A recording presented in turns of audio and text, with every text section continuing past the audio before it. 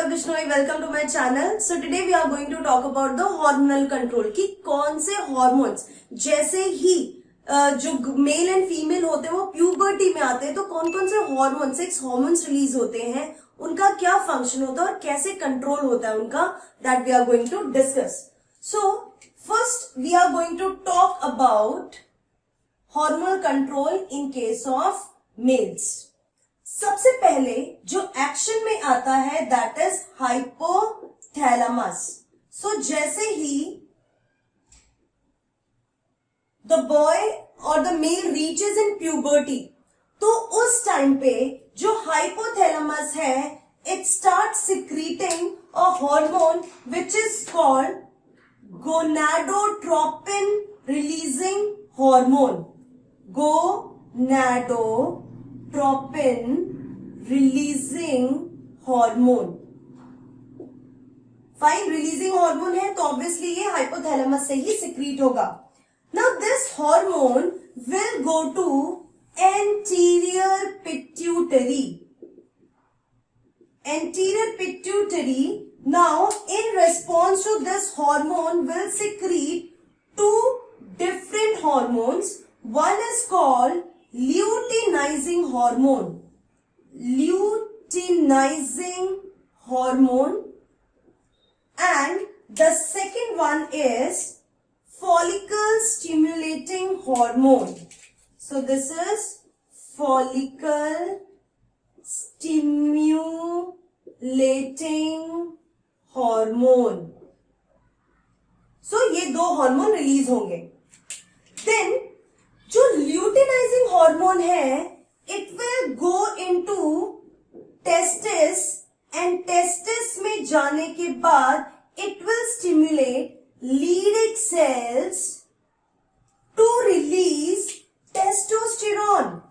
ये testosterone which is the male androgen. So हुआ क्या कि जो ल्यूटिनाइजिंग हार्मोन है वो सेल्स टेस्टिस में जाके मेल ग्लैंड में जाके लीडिंग सेल को स्टिमुलेट करेगा which is the interstitial cells की टेस्टोस्टेरोन सिक्रीट करें. और ये जो टेस्टोस्टेरोन है इसका क्या फंक्शन होगा? स्पर्मेटोजेनेसिस. ऑब्वियसली स्पर्मेटोजेनेसिस में हेल्प करता है plus development of male reproductive system. Development करेगा मेल रिप्रोडक्टिव सिस्टम का एंड स्पर्मेटोजेनेसिस करेगा. फिर आता है follicle stimulating hormone. Follicle stimulating hormone will go to the testis only. ये भी testis में ही जाता है and testis में it will stimulate the Sertoli cell. Sertoli cell जिनको नर्व सेल कहते हैं जो सेमिनल वेसिकल्स के अंदर प्रेजेंट होता है and these Sertoli cells after stimulation will release two proteins. One is inhibin and the other is androgen binding protein. इसके बारे में मैं ऑलरेडी आपको बता चुकी हूं.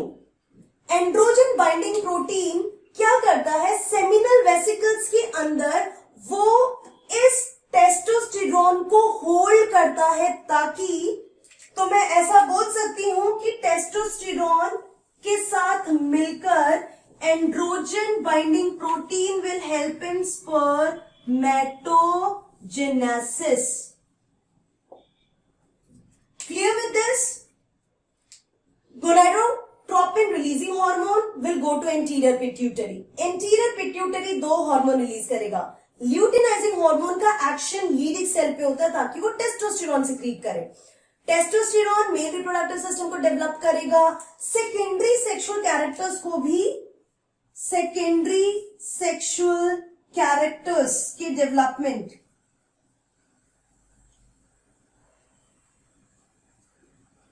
में भी रिस्पॉन्सिबल होता है एंड स्पर्मेटोजेनेसिस में भी रिस्पॉन्सिबल होता है. FSH का एक्शन जो होगा वो सर्टोली सेल्स पे होगा. सर्टोली सेल्स दो प्रोटीन्स रिलीज करेंगे, androgen binding protein and inhibin. Androgen binding protein testosterone के साथ मिलकर स्पर्मेटोजेनेसिस में भी हेल्प करते हैं। This is what the main function is कि ये जो एंड्रोजन बाइंडिंग प्रोटीन है, it will increase the concentration of testosterone in the seminal vesicles, sorry seminiferous tubules. फिर आता है ये इनहिबिन।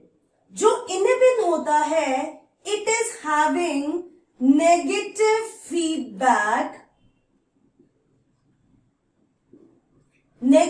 फीडबैक ऑन हाइपोथैलेमस, और नेगेटिव फीडबैक की वजह से ये प्रोसेस जो है वो रुक जाएगा।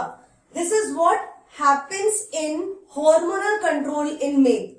अब एक और टर्म आप सुनेंगे अक्सर, that is precocious puberty. Precocious puberty का मतलब होता है early puberty.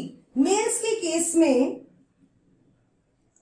Puberty is around 14 years, ठीक है, 14 ईयर्स के आसपास प्यूबर्टी आती है। बट अगर वो जल्दी आ जाए, 10th ईयर में आ जाए या 11th ईयर में आ जाए, तो वो अर्ली प्यूबर्टी को हम प्रिकॉशियस प्यूबर्टी बोलते हैं।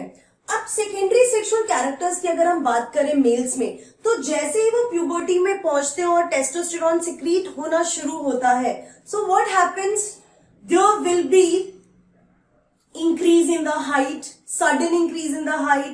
Second, you will see the deepening of voice. Males की जो voice होती है वो deepen हो जाती है.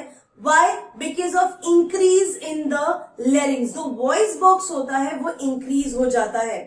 फिर body here, different pattern of growth of body here. तो ये कुछ ऐसे जो शोल्डर्स होते हैं वो ब्रॉड होने लगते हैं. So these are some secondary sexual characteristics in male. Beard, moustache, ये सब जो होता है सेकेंडरी सेक्सुअल कैरेक्टरिस्टिक्स में आते हैं. स्पर्मेटोजेनेसिस होना शुरू हो जाता है. So this is all about the hormonal control in males. Now we are going to discuss this in case of females. Okay, now let's discuss in case of female hormonal control. Same way, hypothalamus will release gonadotropin releasing hormone. Gonadotropin will go to anterior pituitary. They will stimulate anterior pituitary to release luteinizing hormone and follicle stimulating hormone. जो follicle stimulating hormone है, it will act on follicles. And due to this, follicle become mature. Follicle जो है वो mature होने लगेगा, means there will be growth in the follicles. जैसे ही follicles में growth होगा, they will start secreting the sex hormone estrogen. So FSH की help से क्या हुआ, estrogen का secretion हुआ. So follicle is present in ovary. तो एफएसएच का असर फॉलिकुलर सेल्स पे हुआ. फॉलिकुलर सेल्स मैच्योर होते हैं और मैच्योर होने के बाद they will start secreting oestrogen, और oestrogen then will be responsible for secondary sexual character in female. Plus ये फीमेल में फॉलिकल्स को और भी मैच्योर करेगा. फिर again that will be responsible for growth, more growth and development. जो luteinizing hormone होता है उसका डायरेक्ट असर जो होता है वो मैच्योर फॉलिकल्स पे होता है, and it helps in ovulation. ठीक है, जो जब भी फीमेल बॉडी में after puberty LH will be at peak, due to that peak ovulation will occur. After that luteinizing hormone जो है एक और काम करता है, that it maintains corpus luteum. Corpus luteum को मेंटेन करता है so that it keeps on secreting progesterone. So what is said, FSH का असर पहले फॉलिकुलर सेल्स पे होगा. Follicular cells mature and growth show करेंगे, जिससे ईस्ट्रोजन रिलीज होगा. estrogen will be responsible for secondary sexual characters in female, and in return again it will act on the follicular cell, other follicular cell to get mature. Luteinising hormone का असर होता है, उसका main function होता है ovulation में. सो जैसे ही LH peak पे होता है, the mature follicle, the Graafian follicle will release it's secondary oocyte. Second जो होता है इसका फंक्शन कि ये मेंटेन करता है कॉर्पस ल्यूटियम को, सो that it keeps on releasing the progesterone. Now अगर हम सेकेंडरी सेक्सुअल कैरेक्टरिस्टिक्स की बात करते हैं फीमेल्स में, सो what is that? First is enlargement of mammary glands. जो मेमोरी ग्लैंड्स होते हैं वो एनलार्ज हो जाते हैं. Second is enlargement of pelvic region. pelvic region का enlarge होना, hip region का फीमेल के केस में enlarge होना जरूरी है, because when there will be parturition, child birth के टाइम पे, डिलीवरी के टाइम पे it is very helpful. otherwise क्यों प्यूबर्टी में there is one more reason कि 18 के बाद 18 क्यों एज की गई marriageable age? Because till that time the pelvic region will be normally broaden. जो पेल्विक रीजन होता है, एनलार्जमेंट की जगह पे मैं यहाँ पे ब्रॉडन लिख देती हूं. Fine. So broaden of pelvic region, जिसकी वजह से चाइल्ड बर्थ में हेल्प मिलता है. Again the axillary hairs and growth of hairs, axillary and pubic hairs. तो ये सारे फंक्शंस, ये सारे जो होते हैं सेकेंडरी सेक्सुअल कैरेक्टरिस्टिक्स में आते हैं. So this is all about female reproductive system and the hormonal control of female reproductive system. See you in the next video, जहां पे हम और भी टॉपिक्स को डिटेल में स्टडी करने वाले हैं. So stay tune, keep learning and be safe.